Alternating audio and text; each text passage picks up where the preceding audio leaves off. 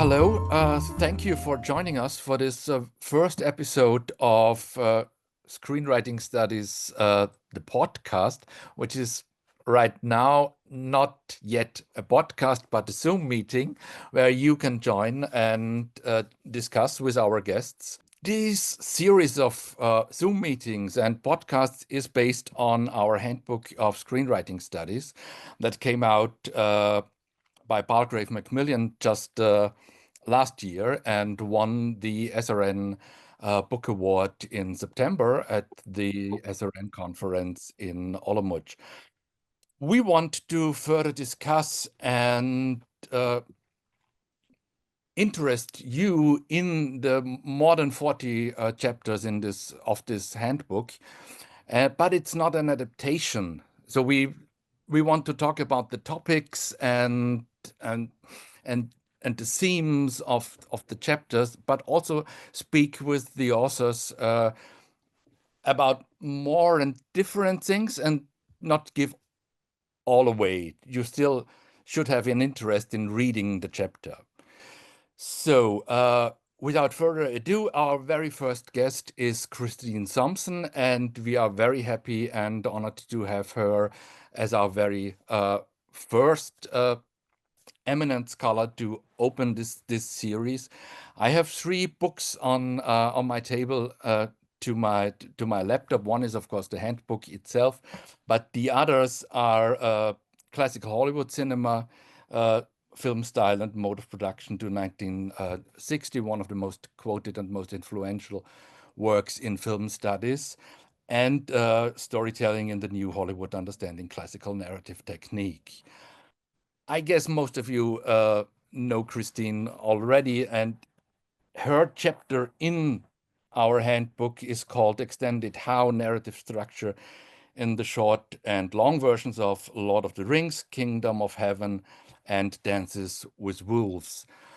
But we might not get into the very details of the differences between the cinematic version and of these films and the extended version. We want to talk more about the idea that is discussed with the help of these case studies, and this is act structure. And as you have discussed and argued in your book Storytelling in the New Hollywood, and you also do this in this chapter, you don't believe or you don't find enough evidence for the traditional 3-act structure, and you are arguing for a 4-act structure. And maybe we can go back to this idea, what is the 4th act, or what is this, the 2nd act split up into 2, and then go west away from this to why did you become interested in this special editions, in these longer versions, and what has it to do with act structure? Okay, well, yes, Storytelling in the New Hollywood is really where all this started. I was writing the chapters for that in the 1990s, and it was published in 1999 by Harvard University Press, and it's still in print, actually.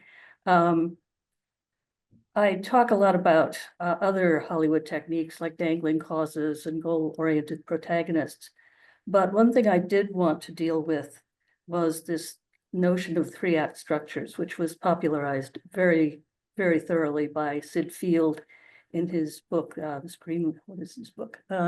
Screenwriter's Handbook. And that came out in 1979.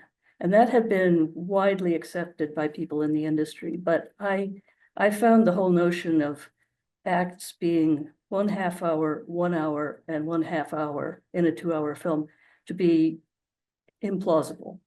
I mean, why would you think there was a very long act in the middle when it's pretty obvious that a lot of films have a turning point right in the middle of their time? So I put forth that idea, and it wasn't supposed to be a rule the way Field's idea of 3-act structure was. He claimed, of course, that all films have 3 acts, and if they don't have the 1/2 hour, 1 hour, 1/2 hour, they're bad films. And indeed, some of the studios use that as a criterion for rejecting scripts. If they don't find the turning point at exactly 25 pages, they send the script back. So I wanted to suggest that there's a rather loose 4-act structure. That is not one that has to be exactly half an hour, or half an hour for each act. I mean, there's flexibility in Hollywood cinema. And so I analyzed a dozen films in that book, demonstrating that these films had act structures, 4 acts that had roughly a 30-minute average, but they could vary it. I mean, you can have a 25-minute act or a 35-minute act or even a 15-minute act. I mean, this is not fixed and fast. It's something that I observed rather than that I dictate.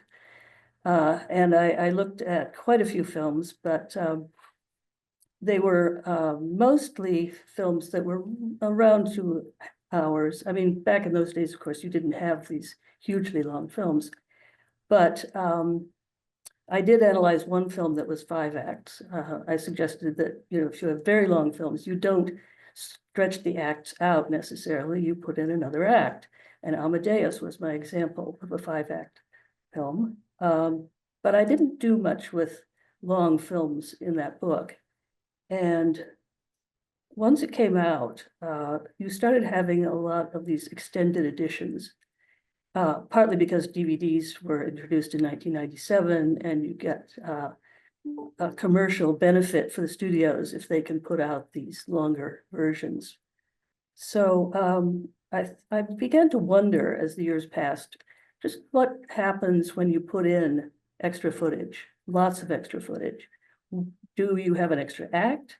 Do you have maybe 2 extra acts? Do you have just same number of acts getting longer and longer as you sort of put bits of your extra footage in throughout the film? When I was invited in 2013 to give a keynote address at the Screenwriters, what was the name of this? Screenwriting Research Network, the Yes. conference in Wisconsin. Yes, the network, which was held here in Madison, Wisconsin. So I thought, well, this is a chance to actually look into this and see what happens when you add a lot of footage to a film. My criterion for choosing the films to analyze was that they had to have at least 30 minutes added, because that's, of course, the average that one associates with an act. And that would be something that might cause a filmmaker to put in an extra act. So I chose films that had more than 30 minutes added. And since I was very familiar with the Lord of the Rings films, having written a book on it, I chose those as 3 of my films to look at. And I chose Kingdom of Heaven and Dances with Wolves because they both added about 50 minutes, 50, and that's a lot of footage to go in. So they would have to deal with that when they were putting their acts together. I never actually published that lecture, so when I was invited to contribute to the Palgrave book, I thought, well, this is it. I can go ahead and use this and tinker with it and publish it. And that's how it came to be. It's interesting that you are saying the longer versions add material to the cinematic version, which is of course true, but from the point of view of a screenwriter, it's the cinematic version that cuts material from the screenplay. Yes. Because the longer version is obviously in the screenplay, but this means that the longer act structure also has to be in the screenplay. Yes, I think that's absolutely right. I mean, a filmmaker is not going to call back all their cast and put back all their sets and shoot extra footage. Of course not. They're going to be shooting that footage that they hope to put in eventually as they're shooting the rest of the film, the theatrical version footage. So yes, I'm assuming that these films had all this material in the screenplay originally. I think that's quite right. So what you are arguing in your chapter is that the longer versions are somehow re-establishing the original act structure. I mean, in some cases there is a different act structure, and in some cases it's just longer. Yes, I mean, I You- was glad to find that the analyses I did of these 5 films did show different tactics. I mean, they weren't all using exactly the same ideas to create the extended editions. What is the usefulness of act structure and of analyzing it if it's becoming so broad? If an act is 50 minutes or so, uh, what does it tell me about the most basic or beyond the most basic things of the narrative structure? And there are, of course, approaches to analyzing narrative structures, not really without acts, but in addition to act structures, the sequences approach or other approaches. And why do you think that act is still a term that is useful? I think it's not just so much the idea of acts, but the idea of turning points, Okay. because turning points are really crucial to narratives, and you can't have one turning point, every minute. You have to have a certain amount of material in the setup, for example. You can't just have a turning point right away. And also the turning points are typically events like the formation of a goal for a character. So I mean, goal-oriented protagonists are very important in Hollywood films. And the idea that a turning point changes the goal, I think, is important. And I think there's also a sense that people have that there should be a change, not just in films, but in artworks. I mean, where do you find 4-act structure? The classical symphony. You've got variety added by, you've got a fast movement, a slow movement, a dance movement, and a fast movement. And that's, people don't want to sit through the same thing for the entire symphony. They want variety, and they want variety in films as well. So I think act structure does give us a tool to analyze how those things work, like goals, and like conflict, which you especially have conflict, say, in the 3rd act, is one thing I argue. Just delaying, obstacles put in the protagonist's way. So there are a number of ways you can analyze films that depend on act structure. Thank you. Are there already questions or? Hi. Yeah, thanks you guys for doing this, of course. This is not exactly about acts, but I'm always interested in when you say Hollywood films are goal-oriented. I would say most films are. Anywhere in the world. I know that obviously there are styles that aren't, but it seems to me a character has to have a goal that they either get or they don't get. So I wonder about your opinion on that. Oh, I think goal orientation is a very common thing in films. I mean, take Bicycle Thieves. Uh, there's a goal. And yeah, a lot of films from all over the world use goal orientation, not just because they're imitating Hollywood, but because it's such a logical way to put a narrative together. So yes, yeah, Japanese films would have them, Indian films, Australian films, etc. Yeah, absolutely. Yes, Kristin, thank you for being here. I found storytelling in the New Hollywood very influential in my thinking about these things. And I actually learned 3-act structure before Sid Field from František Daniel, Czech educator. So it's been in my blood for longer. And the question I had is this.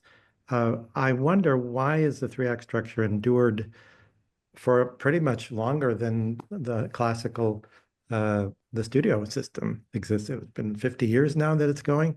why is it enduring so long? And my feeling is 3 acts has a center.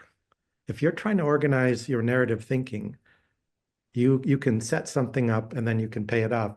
But what is the movie about? It's that middle part. So it's an organizational thing that helps. So my question coming away from the 4-act structure was, what's the unifying principle? Why does it seem like one movie rather than 4 separate things? In a 3-act structure, well, you have the answer. It's that center part. That's what it's about.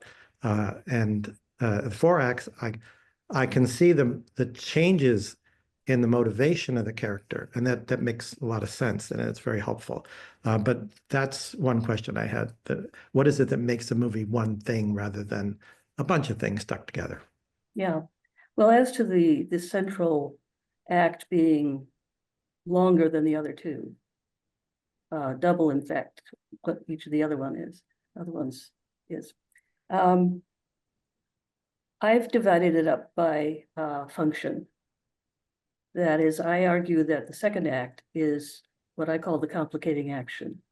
You have a setup where you have a situation, and by the end of it, the situation is quite clear to us. And then suddenly something happens that changes the situation quite dramatically.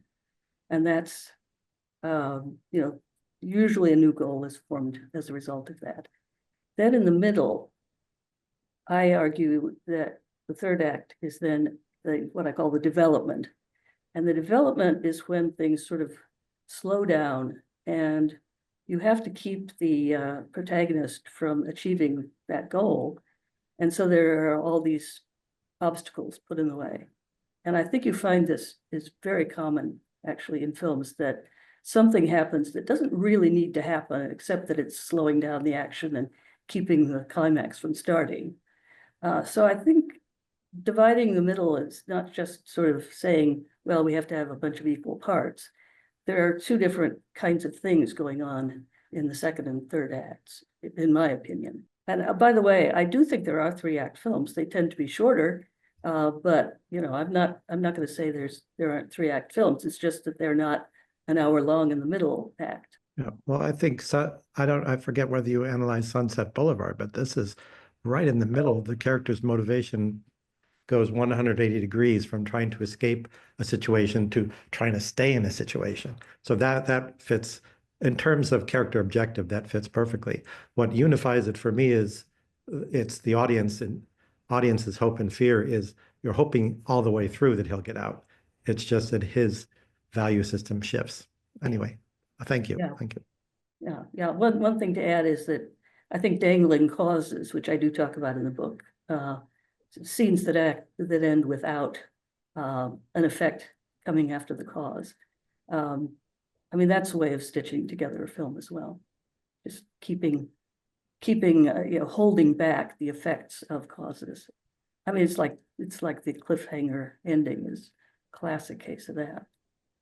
Yeah, but actually, that applies to several techniques that are very common. The setup and then delaying the payoff applies to so many techniques, and so it's so much ingrained in the structuring of stories for the screen.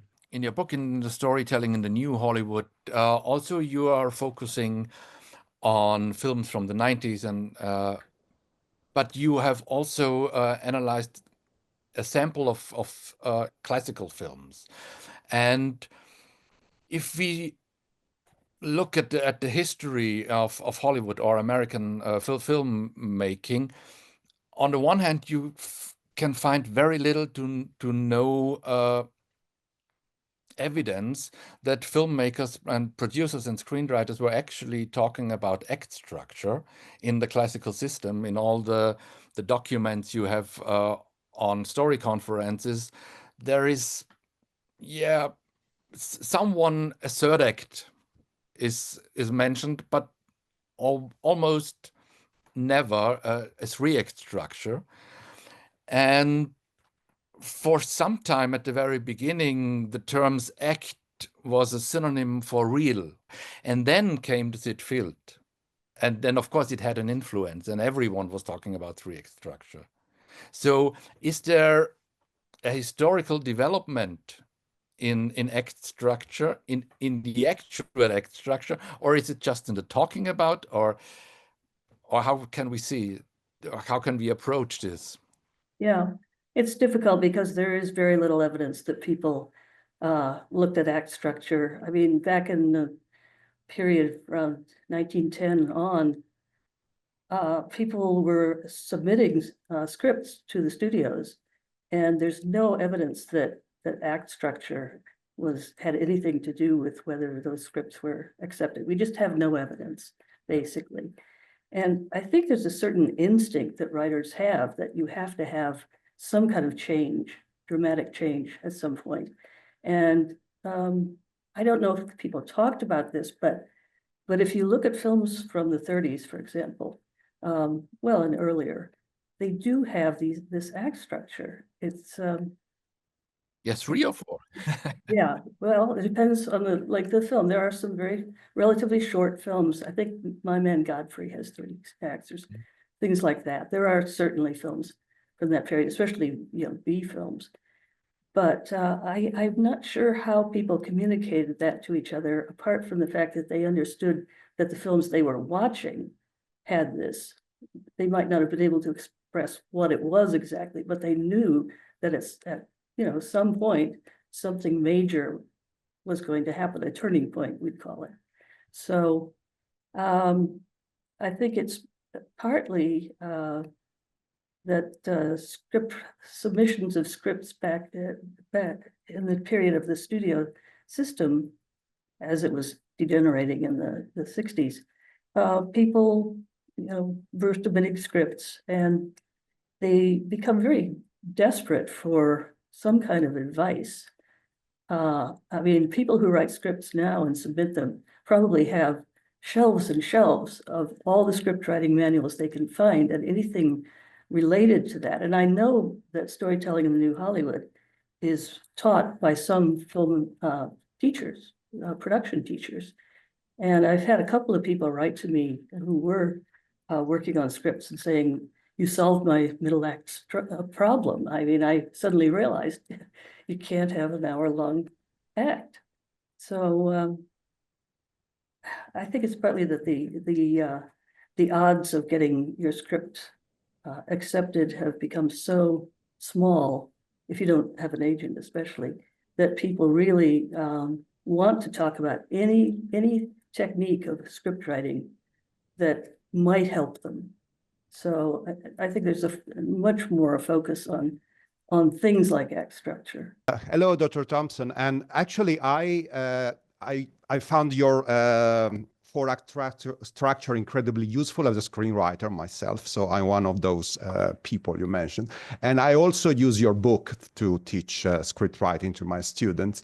And I have a question about television writing, because it is my impression. I mean, I never studied that in depth, but I have the feeling that the 4-act structure actually can really work in 1-hour show. I'm talking about traditional television, because every 15 minutes break act is the exact location for the commercial break in a way. So I wonder, and actually it would not be the case with the 3-act structure for the 1-hour television show. So actually, I was wondering if that could be a place when actually the 4-act structure was encouraged in the industry instead of the 3-act structure. I don't know, just a curiosity. I don't have any evidence about that. Thank you. Yeah, oh, there's no doubt that the commercial breaks, especially before streaming, were very, very important for the parts, if you want to call them acts, of a television show. And in fact, I wrote a book called Storytelling in Film and Television to follow up this book. And I think it's somewhat out of date, because you do have series now that are being made that will not be shown with commercials. So there's, I think, more flexibility. But in, say, 20 years ago or so, yeah, I think that this was a big concern. And you could have, depending on how many commercial breaks you were going to have in your show, yeah, that would mean that you would have to have the dangling clause right before the commercial, which would almost automatically divide your hour-long drama into 4 acts. Yeah, but I think there are people here that I see on the screen that actually can confirm by that experience that actually that is still the case. So the 4-act structure is probably the most common, but also 5 acts or 6 acts in television shows. Yes. Yeah, it would be interesting to see some scripts for Slow Horses, because Slow Horses is 45 minutes. Yep. I'm assuming that has something to do with commercial breaks in England, because of course we're only seeing it on streaming, so we see a continuous drama. So yeah, it's getting complicated in that way. That it really depends on how something is going to be delivered to you. Yeah, Kristin, in your your chapter in the handbook, when you're analyzing these extended versions of the theatrical films, and you mention that that with the kind of larger films, there often are more acts, and sort of talking about, I mean, whether they're kind of longer acts or whether they've added extra acts, but just this idea that the kind of larger films, actually it makes sense that there are more acts. So it's not 4 acts, it's like maybe 5 or 6 acts or whatever. But I was just wondering, because we've seen in Hollywood now in the last few years that the kind of norm of the feature film seems to have kind of moved to a much longer length. Yeah. That's kind of routine, that films are 3 hours long, you know, whatever their subject. And I just wondered if you kind of analyzed at all whether there are particular whether those films are kind of characterized by particular ways in which they use acts, and whether they're kind of similar or whether they're kind of different ways. I'd just be really interested in, because I've sort of had a kind of anecdotal audience kind of reaction to them, but not actually kind of analyzed at all how they're working. So I'd be really interested if you've kind of considered that at all in relation to how they're using acts. Actually, I really haven't sat down with the extended edition DVDs of anything. And of course, now we're not necessarily getting DVDs of things from Netflix, for example. So it becomes harder to analyze that unless you can get a disc instead of streaming. Or I know there are some people who figure out naughty ways to get recordings off streaming, but I'm not one of them. But yeah, I think they're probably doing exactly the same sort of thing that Kevin Costner did with Dances with Wolves, which is put in 6 acts. It would be nice to have the option to do that, and you know, you can obviously get discs of the longer films now, but I haven't so far done anything with that. But I just sort of assume, I guess, that they're doing the same kind of thing that people were doing with the extended editions. I have a question that intersects Dr. Thompson's work with screenwriting and her work on new formalism.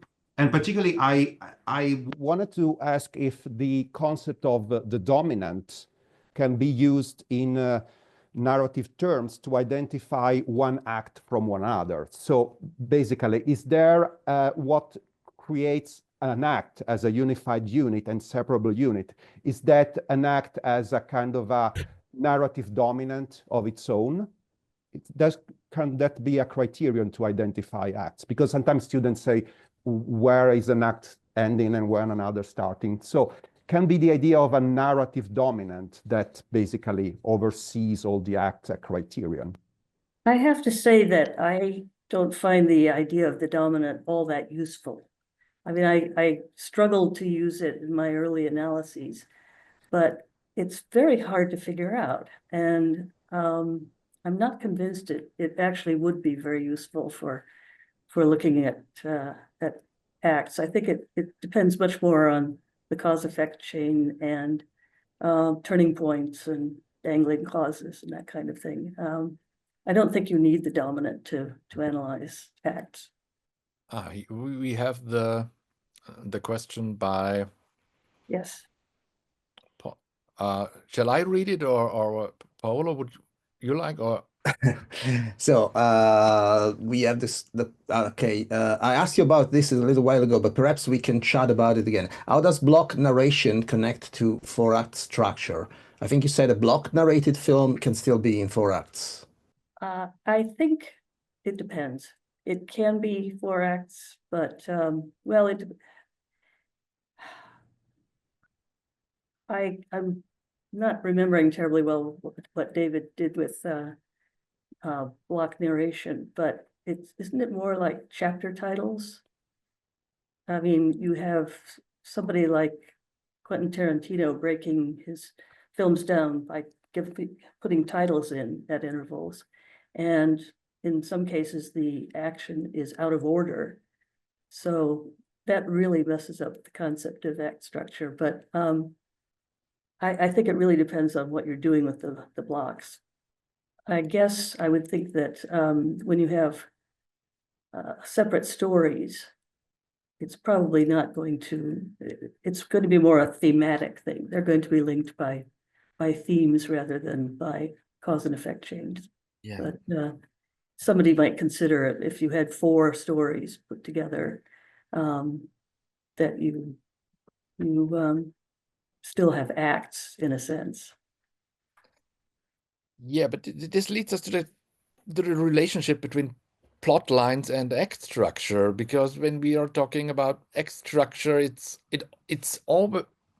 seems to be that we are talking about only one plot line, when in fact there are many. I mean, in most films there are 2, but in more and more films and television series, the more so, there are many plot lines. And does they necessarily have the same act structure, or how are they put together to have them?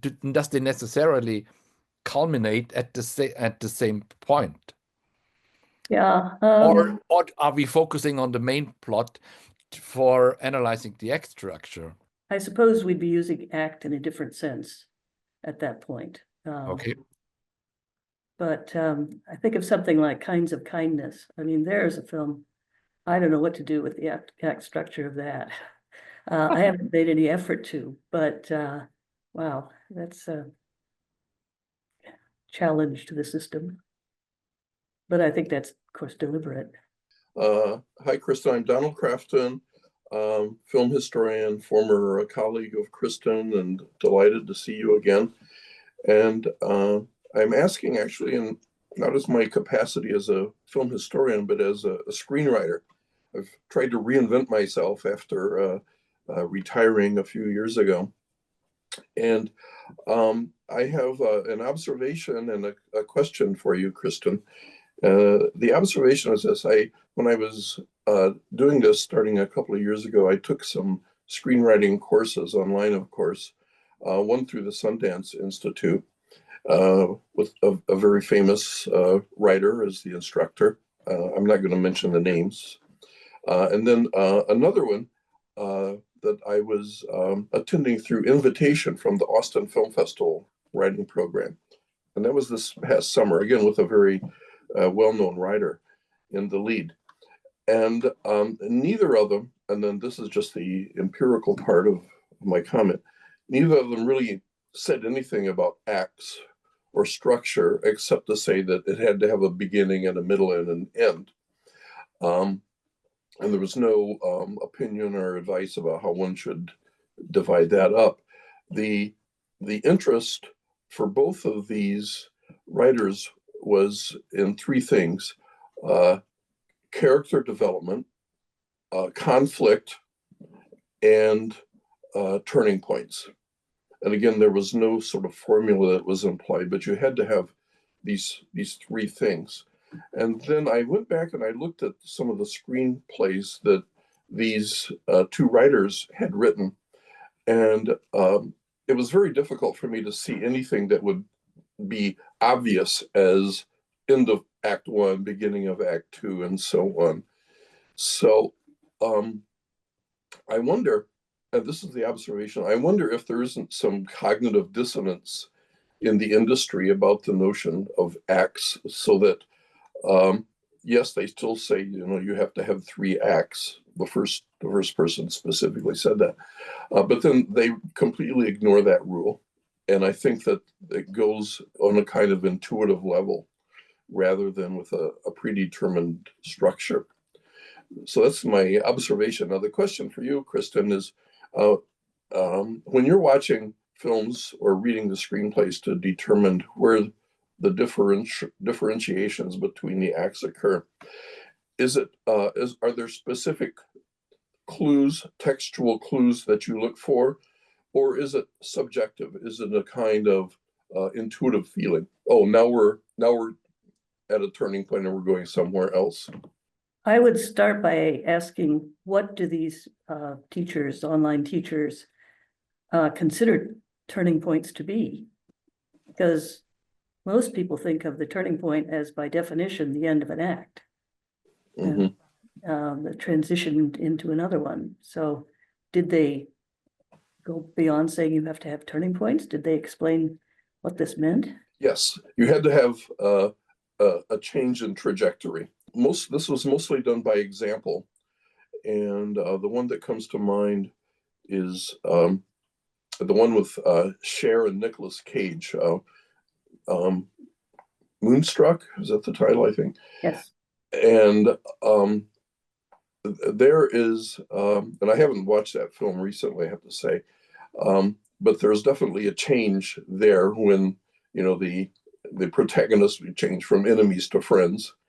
And I think that's pretty typical in a rom-com structure. But there, it's more of an evolution, isn't it? A gradual change rather than a kind of something that you would say, oh, now it's one thing and now it's another thing. Well, I suppose it would have to be the point at which the audience recognizes that change has happened, rather than it being a lengthy process. But when I analyze films, and I have to say I don't analyze scripts, I've only looked at films. I don't go for the timing because, for a start, I don't think that acts have to be exactly the same length every time. You can have quite a variety of act lengths in a perfectly good film. And also, of course, I do realize that there are films that don't have 4 acts. And if there's not a change at the 25 or 30-minute point, then the film the initial act continues. I mean, to take an example, the Pink Panther, that's got an hour-long first act, and it's interminable. It is so boring. But I recognize that there was no turning point in the middle of that hour, unfortunately. So I try to not say, oh, it's 25 minutes, there must be a turning point here. I try to assume that this is something that really is changing the story radically. So wherever it comes, I'm trying to recognize it as such. I'll just say one quick thing to leave for the organizers, and that is going back to something you said earlier, Kristin, about how few screenplays are actually produced, especially if you don't have an agent. And so I've finished 3 screenplays and working on my 4th. And of course, I have submitted them to all of these contests all over the place. And the comments, most of them could have written by AI bots because they are so cookie cutter. The readers' responses are all templates, and they all say the same thing, which made me think, oh, I must be a terrible writer. But then I was thinking, oh no, it's just because they're looking for things that aren't in my screenplay. And one of the things that they do comment on is structure. So there is it's a kind of a fallback. Again, going back to one of your earlier remarks, that this is an analytic template that's convenient and easy to use. And they also talk about character development, but again, in a way that is completely generic and not at all helpful That's interesting because it sort of confirms what I've heard, that these readers are told to turn to page 25 or whatever first thing, and if there's no turning point near there, you know, in the rejected stack it goes. And you know, there are so many of these scripts being turned in that these people presumably have to have some kind of guidance as to, you know, what to, you know, what to cut out immediately rather than having to read the whole thing. So yeah, act structure is a rather daunting thing for a beginning scriptwriter or aspiring scriptwriter. We have a question, we've had it in the chat for a while, so from Susie Miller, and I'll just read it out. Have you looked into thematic structure and more specifically Craig Mazin's recommended way to write a movie? Mazin and August on the Script Notes podcast suggest that there are no real acts. There is only a theme expressed through action. For those of you who might not be familiar, Mazin is the a writer of The Last of Us and Chernobyl, for instance. So basically the question, there are no real acts, but thematic structure, theme expressed through action. You agree with that, Kristin? I could imagine, yeah, that thematic, that some sort of thematic thread is what keeps the film together. I would suspect that there are moments of change, though, even in something like that. Maybe not going into a completely different direction, but at least some kind of new information introduced, or I haven't analyzed this, obviously, so but I think that's quite plausible. Hello, everyone, and thank you, Kristin. I was just wondering, when you mentioned kinds of kindness, that it's actually not like a complete structure, right? Because it's different stories of their own. I mean, they're thematically united, but in terms of structure, wouldn't there be like different stories, actually, each one with its own structure? Yeah, well, I did suggest that some sort of thematics could be a unifying structure for a film. I would have to see that film again. I've only seen it the once when it first came out, and but it did seem to have some connection between the stories. I'm not quite sure what that was, but yeah, it's certainly not your typical 3 or 4 act structure. It's a very challenging film. Yeah, thank you. My name is Auden. I'm a professor in film studies in Norway.